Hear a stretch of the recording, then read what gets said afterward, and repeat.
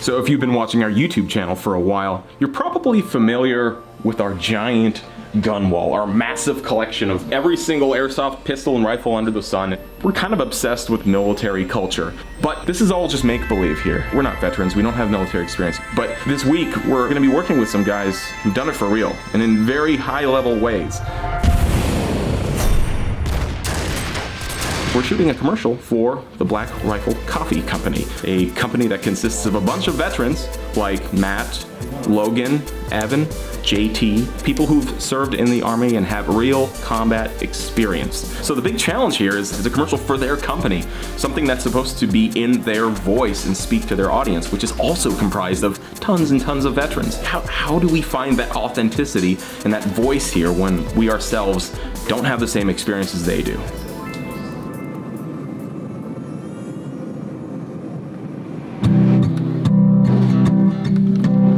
Here at the ranch today because we're looking at locations, and we came here because we're a couple of boys on a journey. You see, we need to find a road, a pastoral road. We need to find a bedroom, and of course, a place for coffee.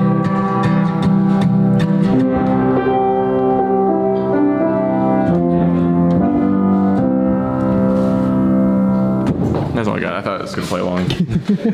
Yeah. Pre-production day for Black Rifle Coffee Company commercial. We are in the break room and we have to make this into a shootable set. And we're gonna be breaking some furniture. We're gonna build them, score them, so we can throw people into them later. Scoring means prepping a piece of furniture so that when you use it in a stunt, it breaks the way that you want it to break, rather than breaking in unexpected and unintended ways. A stunt isn't being done properly unless you can control the risk factors. If I'm gonna hit somebody with this stool, I need to control the risk factor by having me determine where the chair breaks. These are stunt mugs. We're prepping them right now. They're very delicate. They have to be treated with extreme caution. They will break very easily. Very easily.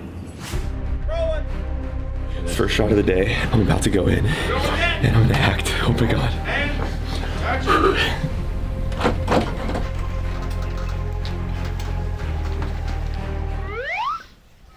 Cut. It looks really good, Sam. Small day. What are you doing? That ain't new, baby! Whoa!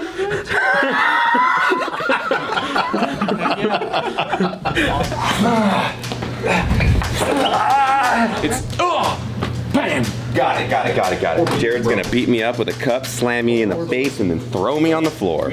Really excited about this, actually. You know, it's been a long time that I've wanted to break a coffee cup on his head. This is highlighted JT's life right here. It's gonna hurt, but still gonna send it. My daddy didn't raise no bitch. Dude, let's make this scene good. That's all that matters. All right, let's make it happen. All right, and action. They will break. Very easily. I got a nice little goose egg from that mug. This is the worst thing I've ever been through. Those cups are no joke. Matt was our test dummy, and now I'm scoring them all because I want them to break easier. It's all good though. Now I'm ready to fall and bleed. I don't want people to get injured trying to like get bonked on, you know, wood. Matt is a tough dude, but he's not a stunt man. He needs to act throughout this whole piece, so I don't want him to like get bonked up and, you know, be sore. Thanks for throwing this on, dude. Yeah. This looks like you got a dope back. What's wrong with me just giving dudes compliments about their back? If I die or get stitches from this, I'm angry. R.I.P. I got anger. Buy a shirt in my honor. 3, 2, 1.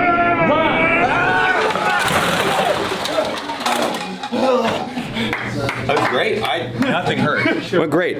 He gave me a nice pad, so that helped. Got the shot. I'm stoked. So They cut those too, so I think it's gonna break easier. 3, 2, 1, action. Oh God! That is violent as fuck!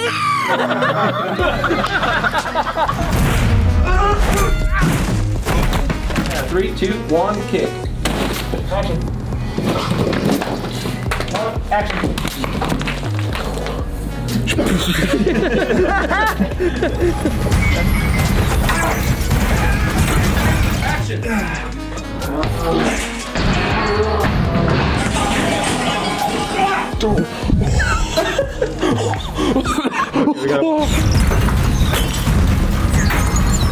Each one of these takes costs $200 in mugs alone.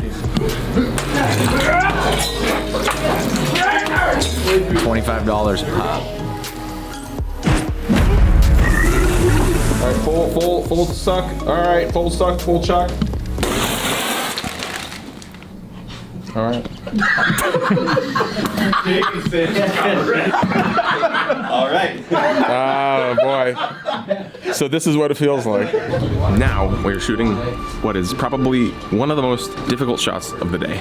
Logan is going to take a sip out of his mug, get smashed in the back by Matt wielding a giant stool. Won't be the first time he's hit it from the back. It's tough because when we're rehearsing it, it's really hard to get smacked in the back with a stool and throw a mug perfectly up in the air to a point where someone behind them can catch it. Yeah. So we're easing it by having someone just basically be out of frame here, allowing Logan to go down with the first mug. Someone just goes boing and comedically tosses a mug up for Matt to catch, solving all of our mug problems. We have 2 takes. We only have 2 breakaway stools. Guys, we came all the way to San Antonio, Texas to see if I could throw this mug up. If I miss, the whole shoot is canceled. Everyone goes home, and we never do a shoot with Black Rifle ever again. Mom spaghetti, dude. Only 2 takes. We're gonna get it in 1. Jake, is your cup partially filled? Yes. Hell yeah, we're rolling. No going back now. 3, 2, 1.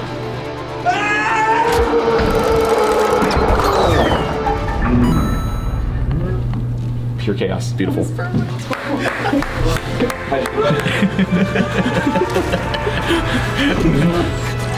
Yeah, perfect. Perfect. Jake, you did it! Woo! That's a wrap, boys. That's a wrap. Okay, all the guys are playing Smash right now, and if I've learned anything, it's that when they play Smash, they pay attention the most out of any time during the day. So I'm gonna go and tell them about all of our sick new merchandise that's gonna be available tomorrow on Black Friday in our store, corridor.store. Yo, hey, Sam. Hey, what's up, man? Hey, how's it going? Oh, awesome, thank you. Jake just made Sam lose. It's okay. Sam died! Guys, this is available tomorrow. Do you remember the olive drab one that we did? This is a follow-up to that one. There you go, Ren. Nico, I heard you lost some data. That'll never happen again with that. Just keep it in there. Cliff, you look a little cold. You could use a hat. Hats. We got plenty of hats. Hey, we got that one too. That one's always there. Guess what? This is available starting tomorrow. This is our first edition ever bomber jacket. My expectation is that this will be gone by Cyber Monday. Probably the same thing with this. Oh, and Christian's, this is a bunch of other stuff that's in there. All of these items and more are available in the store right now. We try to make them the highest quality so that when you support us by buying our merch, man, you get quality, just like our videos. So head on over to corridordigital.store and check it out.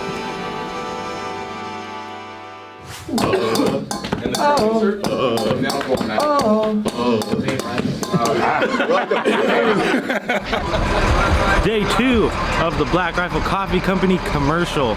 We are having a car chase with this tank looking of a coffee truck. This is a LMTV. It's a light medium tactical vehicle. It's a 23,000-pound coffee shop on wheels, built in Texas, a fully custom water tank on board, a generator, AC unit, can do about 400 cups of coffee an hour, state of the art. This year she's been to Florida, she's been all the way up to Seattle, Washington, and everywhere in between, so pretty freaking cool. I've only been employed with Black Rifle for, I'd say 14, 15 months. Like, these guys are the hardest working guys in the world. And they just took everything they learned in the military and applied it to working in coffee, in video production, in content, all of that stuff. They take what they've earned and they turn it right back into the veteran community. They donate a major portion of the proceeds to charities throughout. There's 70% veteran rate of employment here at Black Rifle Coffee. And there's this whole stigma that veterans are broken and they have the PTS and nobody wants to work with them and everything like that. But the majority of those people are guys that are like, what do I do with my life now? The stories I hear from guys that, man, I wanted to kill myself, but then I saw what these guys were doing, how they took their life and made something out of themselves after the military. These guys showed me that I'm not broken when I come back, and there's something for me. And I think these guys, like they really bring it home what it means to be a veteran post-war entrepreneur and just all-around good people. It's amazing to see how powerful these guys are and how much of an influence they have on other people to be better. It's Brady, bitch.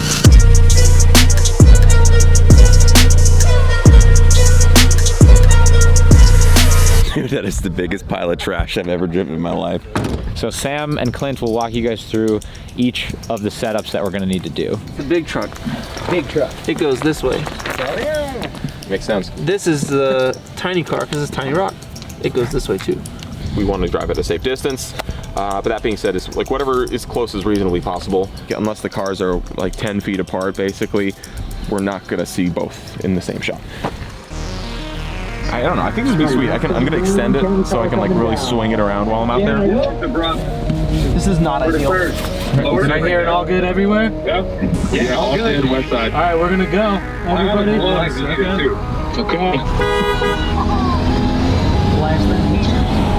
That's 20. Punch it, punch it. Go, go, go. More, faster.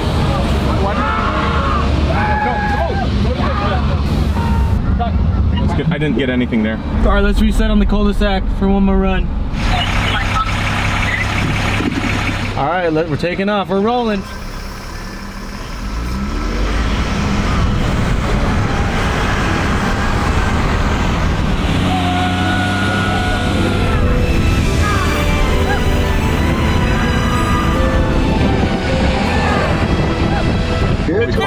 Dude, that was Mad Max. That was awesome.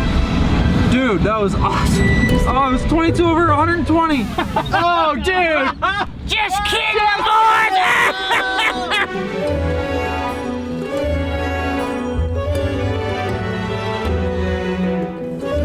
These guys are nuts. Shots look amazing, everybody. This is why we're doing this. This is what we can't do in LA. But this is like right here is what got me into this whole thing in the first place. Is leaning out a car at high speeds, getting crazy shots of other cars. Like seriously, my first filmmaking was like Game Boy Pocket, like stop motion with Hot Wheels. Seriously, that was so dope, dude. That was super crazy looking. Yeah, it's awesome. Yeah, all right. Yeah, see you tomorrow.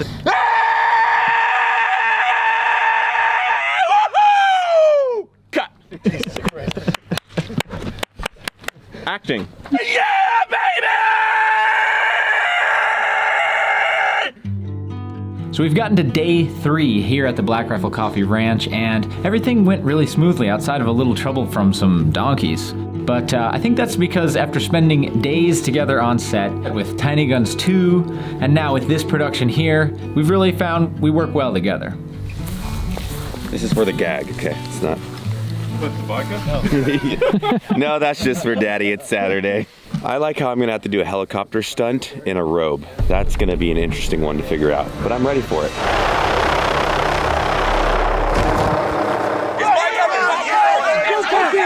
Don't care. Kids, out. Owners over here. Dickie, run. Come on, let's go.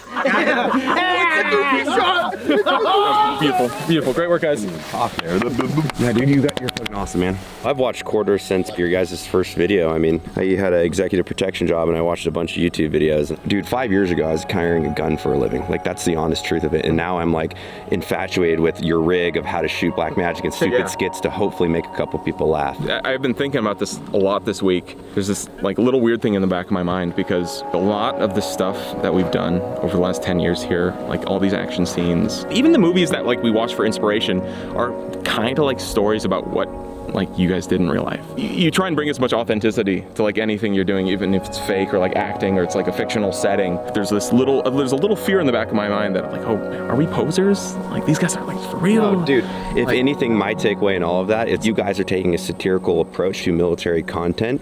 I'd say most people in the veteran community have a sense of like macabre humor, and you can kind of laugh at everything that you've gone through. It's not posed at all. If anything, you're bringing value and comedy to a much needed community. I truly believe art as a whole is an outlet. Whatever's you internalize and you've compartmentalized to get through certain issues, you kind of have to vent that creatively to make sense of it. It gives you a second chance of being a normal human again, because for so long you can't really have emotion. You know, you're on target, you're just like, I'm getting shot at, I have to return fire, and everything else doesn't matter other than the survival of me and my friends around me. How do we create opportunity for the veteran community to succeed in civilian culture with whatever art that they want to? I think the systemic problem with a lot of the civilian approach and a narrative for the veteran community is that we're all broken individuals that are pill-popping, depressive guys, and we're just like you guys. We just had a different life trajectory, and now we're back and just doing what we love, and that's making people laugh. Have fun. Life is so short. There's no dress rehearsal. We've been here for almost 10 days, 2 productions, 5 full production days, and we're done. We are finished. We are gonna party tonight on our last weekend in Texas, and we're gonna make 2 dope ass videos. So subscribe to Corridor Crew to follow the journey.